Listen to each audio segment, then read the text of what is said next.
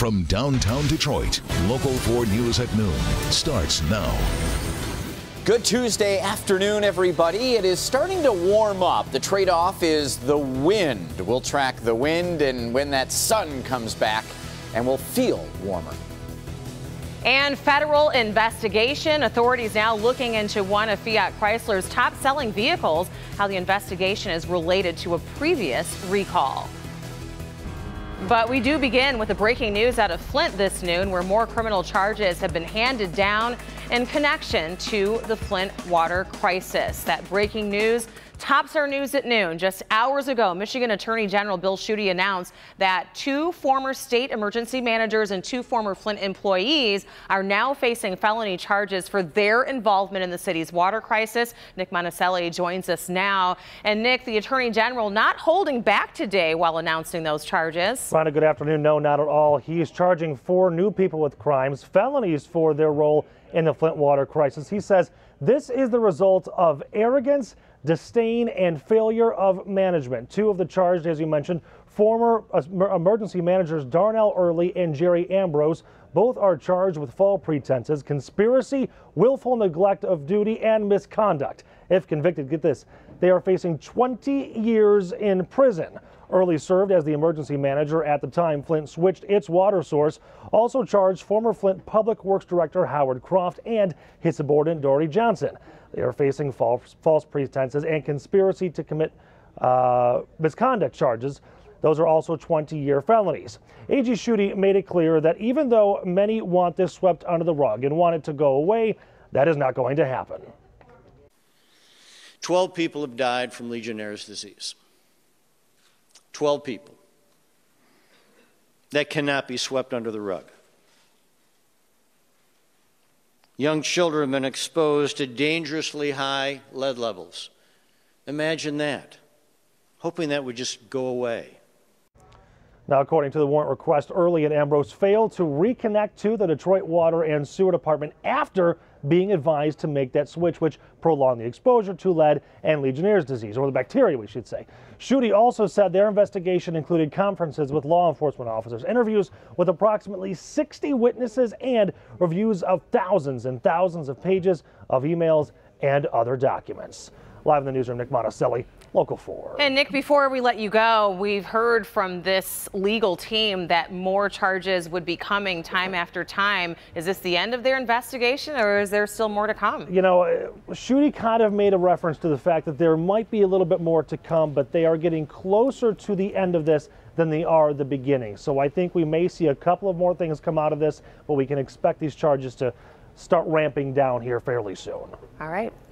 Thank you very much, Nick. We appreciate it. And we are also following other breaking news, and this is out of Auburn Hills, a familiar place there, the Palace of Auburn Hills, where crews are working to put out a fire. It's unclear what caused the fire, but it does appear to be contained as fire officials work to put out the fire. Luckily, no injuries were reported. Local 4 is following a developing story involving Fiat Chrysler automobiles and a newly announced vehicle investigation. FDA says that this involves about 1 million pickup trucks and SUVs, including 2014 through 2016 Dodge Durango and 2013 through 2016 Ram 1,500 pickups. There have been at least 25 crashes involving those vehicles rolling away after being parked. 9 injuries have also been reported. Owners are being urged to set the parking brake on before leaving the vehicle. FCA recalled 1 million vehicles earlier this year for a similar problem. Let's get over to Brandon, where the bitterly single-digit temperatures are gone, but I don't know. Does it still feel that way? It feels real chilly out there where that wind hits you. We have the snowpack. We've got some cloud cover.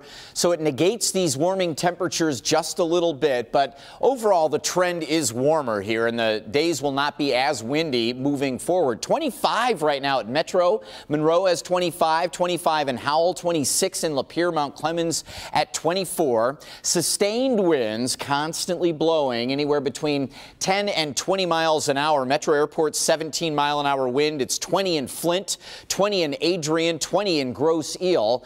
Occasionally we get a gust upwards of near 30 miles an hour, just a brief little gust of wind that can shake some of those holiday decorations around a little bit. Still have the clouds for the next couple of hours, so it'll slowly get into those upper 20s to near 30. Mid-afternoon, we'll see more and more sunshine, but those winds 10 to 25 miles an hour will keep it feeling cooler. You see the end of the cloud cover coming your way. We'll talk more about the sunshine, warming temperatures, and even a little snow as winter is right around the corner. Does that make any sense?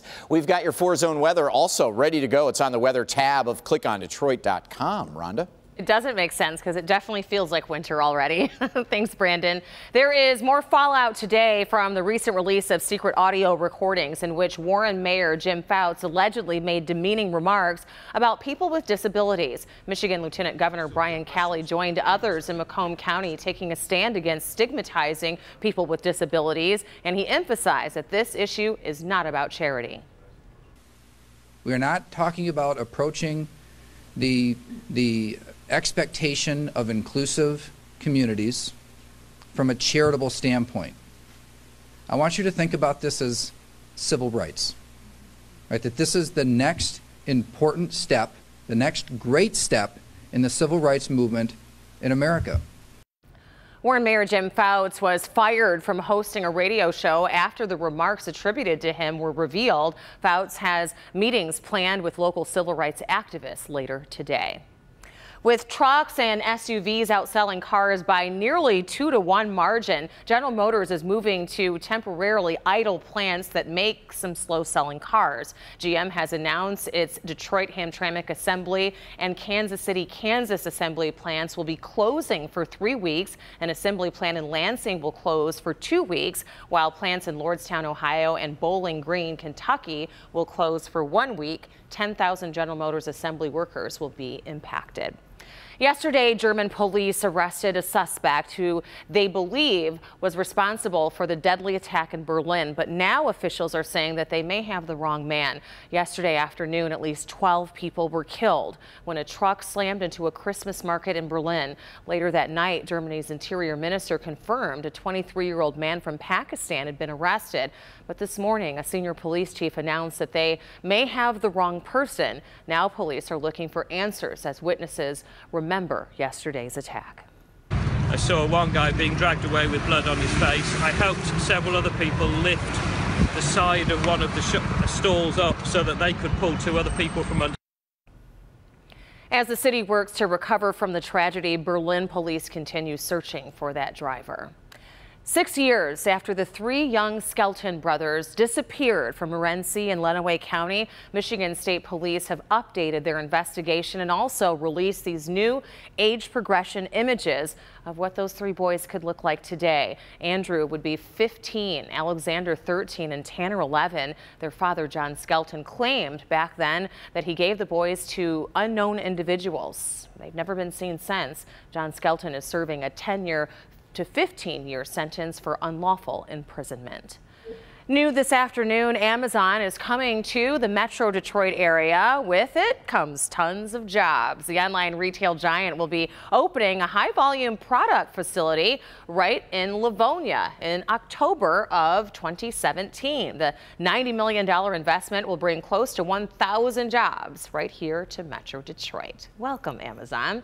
Also, it's that time of year for planes, trains, and automobiles to take holiday travelers to their destinations. Here in Michigan, most travelers are going to be doing their traveling by car. AAA Michigan says that 3 million of us will be driving 50 miles or more from this Friday through January 2nd. That's up 2.5% from last year. 180,000 state residents will fly over the holidays, and more than 100,000 will use trains, buses, or boats for holiday travel this year. Boat sounds fun. New at noon. New at noon, wicked weather, brutal temperatures, and hurricane-force winds slamming parts of the country. Coming up, how long this nasty weather pattern is expected to last. And escaping Aleppo, buses flowing into that war-torn city to get the last civilians out. What countries are coming together to form a long-lasting peace deal? But first, new information in the assassination of a Russian ambassador. What police are saying about the suspect and other persons of interest.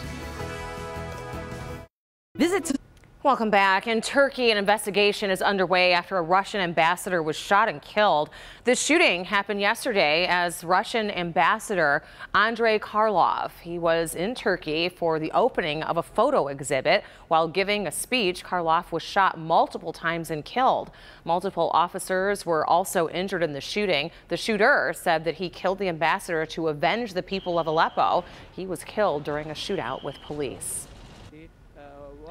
The evacuation of civilians from the war-ravaged city of Aleppo in Syria is nearly over. More buses are arriving today to help evacuate civilians who have been trapped in the Syrian government's assault to rout rebel forces from the city for a very long time.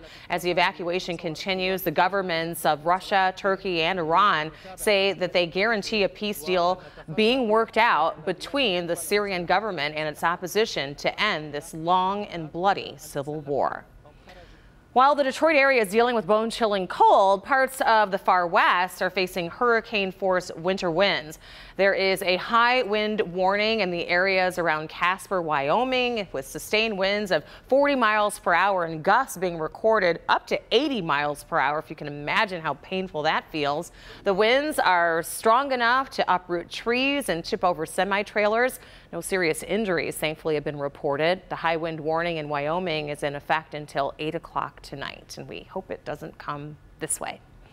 It started as a holiday tradition. Now, the son of a retired Detroit firefighter is taking his dad's secret recipe to a sweet treat and putting it on store shelves across the U.S. That's Brandon's Tasty Tuesday, and I already had a taste. It's really good.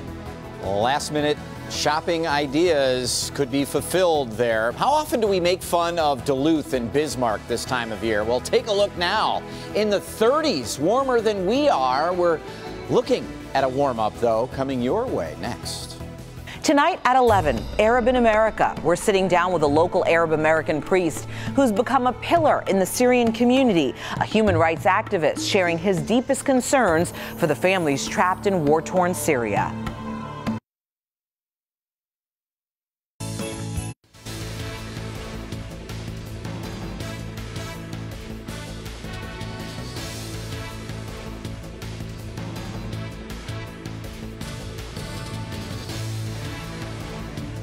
This holiday. Well, I guess technically it's the last day of fall. But take a look at the skyline. We've got ice chunks coming down the Detroit River, the clouds out there. It feels every bit of winter. The solstice is 5:44 a.m. tomorrow. Winter, shortest day. And we are warming things up. 25 degrees with a southwest wind at 17, so the wind chill is about 12 degrees, how it feels out there. We still need to cover up the bare skin the best we can. Winds 17, but gusting even stronger than that, 20 to 30 mile-an-hour gusts all over the place, and it can knock some of those holiday decorations and maybe garbage cans around a little bit. The wind chills all over the area, still single digits to low teens for the most part. Feels like 12 at Metro, 9 in Pontiac and Mount Clemens, feels like 13 in Harrow, Ontario. 30 degrees today. You know the last time we saw 30 degrees? Well, it wasn't that long ago. It was like 8 days ago, but it feels like it's been forever with this couple of weeks of Arctic chill. A little cloud cover out there, but thinning through the afternoon, so we will get back into some sun, and that'll allow us to hit that 30. 18 degrees overnight with lighter winds, becoming mostly cloudy, but you can see here real quickly over the next couple of hours, we've got some of the brighter whites, which indicate some thicker clouds here right across the viewing area. Becomes a lot thinner as you head west, and that snow stays to the north. And we have more wet weather to look at for tomorrow. I think a lot of this, as you look at the trajectory of this, is going to go right across central and northern lower through the day tomorrow, and through the afternoon, probably a better bet at getting just a little bit of snow in our north zone. And then late in the day, maybe a few snow showers drifting down here. First day of winter, why not? Here's a look at the model through today. We get into tomorrow, and we track some of that wet weather coming in, and even through the afternoon, it's in the UP and then brushing moving across central and northern lower. Our north zone maybe gets a quick little inch. Most of us, though, Wednesday night, Thursday morning, just a little dusting and temperatures staying in the low and middle 30s with lighter winds. Still going to be a little bit breezy at times through the next few days, but we have removed the wet weather for Hanukkah Saturday, or the start of Hanukkah Saturday and Sunday. We'll have a storm just to our south on Saturday, and Sunday's storm is no longer snow and it's no longer Sunday. It's rain and 40s on Monday. Well, this is a really great story for your Tasty Tuesday. A father and son combine creative confectionery with business brains, and Dave's Sweet Tooth was born. Incredible toffee and a holiday gift idea that's Michigan made.